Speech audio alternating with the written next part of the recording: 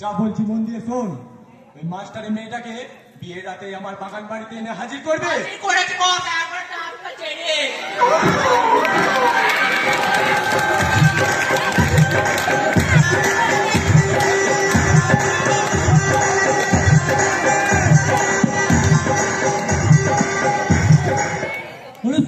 মানটা হিজড়ে নাকি রে? কলকাতা নাইট স্টার হোটেল থেকে এখন যা নাও সুন্দরী শুরু করো তোমার নাচা গানা। কই রে কে আছিস? নিয়ে আয় আমার সারা।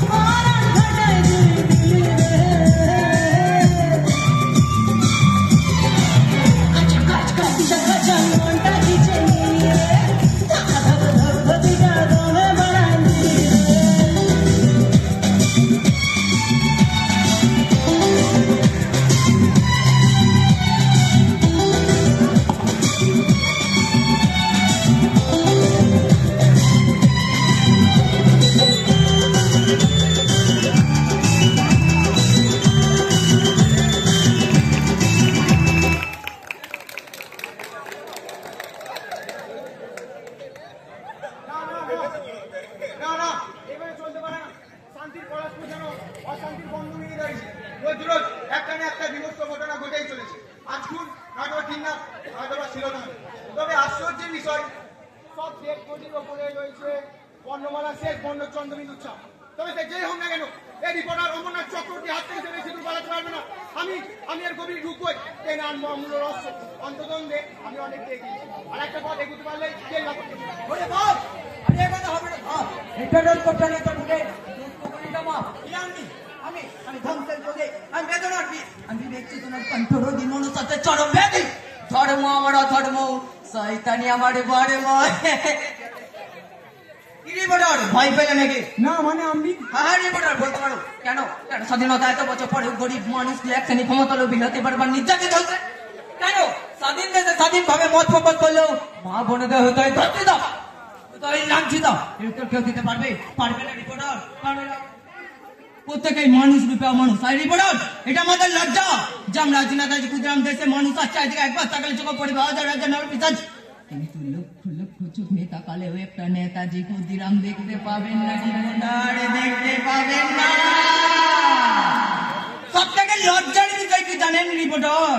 এই পশ্চিমবঙ্গে নেতা মন্ত্রীদের কোটি কোটি টাকা চুরি হয়ে গেলেও কোন লজ্জা বোধ হয় না, আত্মহত্যা করতে হয় না। অথচ মাত্র 5 টাকার একটা চিপস চুরির মিথ্যা অভিযোগে কৃষ্ণেন্দু দাসের মতো সপ্তম শ্রেণীর একটি ছাত্রকে লজ্জাতে অপমানে আত্মহত্যা করতে হয়। রিপোর্টার আত্মহত্যা রিপোর্টার এই অঞ্চলে যাদের ভুল কিনা হচ্ছে তা আপনার ক্যামেরা কটা লোকের ছবি তুলতে পেরেছে বলতে পারো? হ্যাঁ আজই তো শয়তানটা একজনকে খুন করার চেষ্টা করেছিল। ঠিক সেই মুহূর্তে আমি এসে বলি আমাদের গাড়ি ওকে ধরা করেছিল। তবে গাড়ির নাম্বার প্লেটটা পাওয়া গেছে। কিন্তু রিপোর্টার ওই নাম্বার প্লেটে তো নকল হতে পারে। ওই নাম্বার প্লেটটা ডায়েরিটা নকল নয়, এখানে ওর হাতের ছাত্র সমস্ত ইনফরমেশন লেখা আছে। যদিও ডায়েরিটা এখন আমার পড়া হয়ে ওঠে পড়া হবেও না। কিছু বললেন? না তেমন কিছু বলিনি, বলছিলাম আর কি যে লোকটা আমার আর কি খুন করে বেড়াচ্ছে সে নাকি সব বেঁচে বেঁচে খারাপ লোকেদেরকে মারছে, তারা প্রত্যেকের সমাজের জন্য। আরে এমন তো ঠিক ভুল বিচার করে ওকে, তার জন্য আইন আদালত আছে। শিওটা কাল আমি অন্যায় বিরুদ্ধে কথা বলে এসেছি আর আজও বলবো খুনের বদলে খুন এরা কখনো হতে পারে না। অন্যায় বিরুদ্ধে কথা বলতে গিয়ে যদি রিপোর্টার অমরনাথ চক্রবর্তী থেকে যদি প্রাণ দিতে হয় সে প্রাণও দেবে, সত্যের পর থেকে সে কখনো সরে দাঁড়াবে না। আরে রিপোর্টার আইন আদালত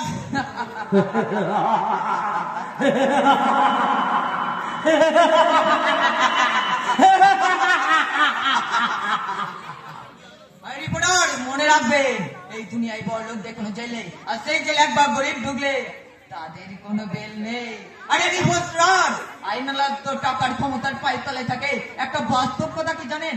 জোর যার মুলুক তার। আরে থামুন তো, সত্যি করে বলুন তো আপনি কে? রিপোর্টার, আপনি বড় ওই রিপোর্টার গাড়ি চেতে বাজারে গিয়ে সত্যি পিছু, আর না হয় ওই নেতামুদ্দিন পাঠানো আপনি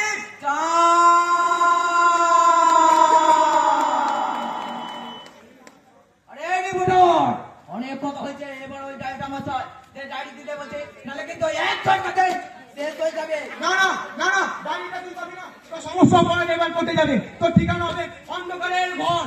পিপেলে কোটানো গজয় মরি বড় তোরে তাই সালা করেছে, তবে বড় তালা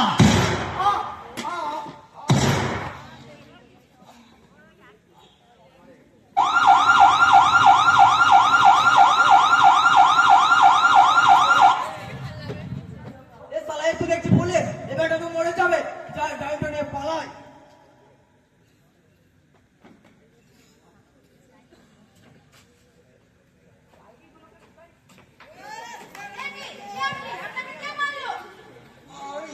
আমি রিপোর্টার অমরনাথ চক্রবর্তী। আমাকে আমাকে মেরেছে ছদ্মবেশী চাঁদ। আমি ওর একটা ডায়েরি পেয়েছিলাম। কেউ শয়তানটা আমাকে আমাকে মেরে ডায়েরিটা নিয়ে পালিয়েছে। ও ও ও বেশি দূর যেতে পারবে না। আপনি আপনি ওকে ধরুন। ওই ডায়েরির মধ্যে ওর সমস্ত আছে। অমরনাথবাবু, শুনতে পাচ্ছেন? কথা বলুন, অমরনাথবাবু। ও, স্যার। সে কি নাম? চাঁদ আর চাঁদ। ওকে, কি চাই তা কেউ জানে না। তবে যেই হোক না কেন, ধরা ওকে পড়তেই হবে। আর ধরা না দিলে সোজা এনকাউন্টার।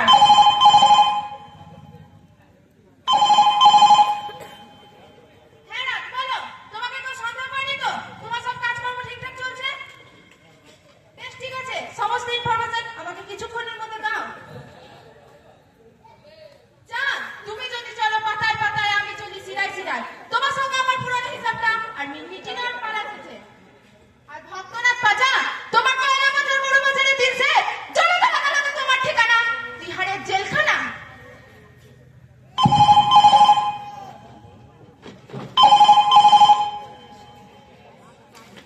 হ্যাঁ, বলো। ওরে হলো কোথায় এসে বললাম রে, এ হলো মার্ডার কেস রে। কে মার্ডার করলো মারি? যে করেছে করেছে, হ্যাঁ আমি তো করি। আপনারা সবাই সব কি, আমি এই মত চলাম। যাই একবার পেন নামটা করিয়ে নি।